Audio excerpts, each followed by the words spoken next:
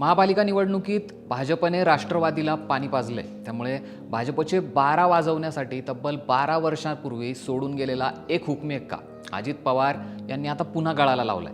मागच्या निवडणुकीच्या काळात भाजपमध्ये प्रवेश केलेले जिल्हा परिषदेचे माजी सभापती शरद बुट्टे पाटील हे तब्बल 12 वर्षांनंतर राष्ट्रवादीमध्ये परत आले। त्यामुळे पुण्यात आता भाजपला मोठा धक्का बसणार आहे। पण नेमके कोण आहे ते शरद बुट्टे, त्यांच्या प्रवेशाने राष्ट्रवादीला नेमका काय फायदा होणार आहे हेच तुम्हाला या व्हिडिओतनं सांगतो।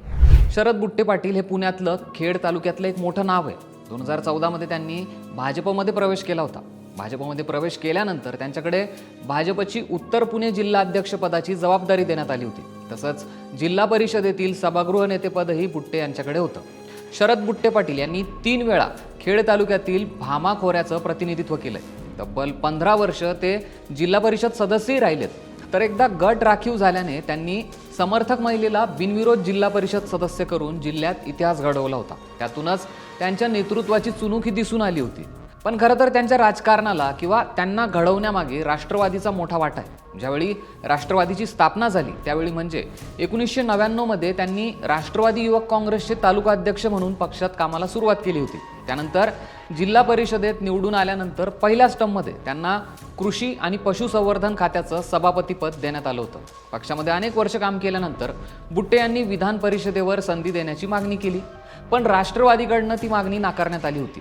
विधान परिषदेवर आमदार करत नसल्यानं नाराज झाल्यामुळे बुट्टे यांनी 2014च्या दरम्यान राष्ट्रवादी सोडून भाजपमध्ये प्रवेश केला। पण आता तब्बल 12 वर्षांनंतर पुन्हा बुट्टे पाटील हे राष्ट्रवादीमध्ये परत आलेत। खरं तर सध्याच्या परिस्थितीमध्ये पुणे आणि पिंपरी चिंचवड महापालिका निवडणुकीत राष्ट्रवादीने सपाटून मार खाल्लाय। तरीही नगर परिषदेच्या निवडणुकीत पुणे जिल्ह्यात अजित पवारांना मोठं यश मिळालं होतं। शिवाय मागच्या अनेक वर्षांपासून पुणे जिल्हा परिषदेवर राष्ट्रवादीची सत्ता आहे। अशातच आता बुट्टे पाटील यांनी पुन्हा राष्ट्रवादीमध्ये प्रवेश केल्याने अजित पवारांना मोठं बळ मिळणार आहे, ज्यामुळे जिल्हा परिषदेवर सत्ता मिळवणं त्यांना सोपं जाईल।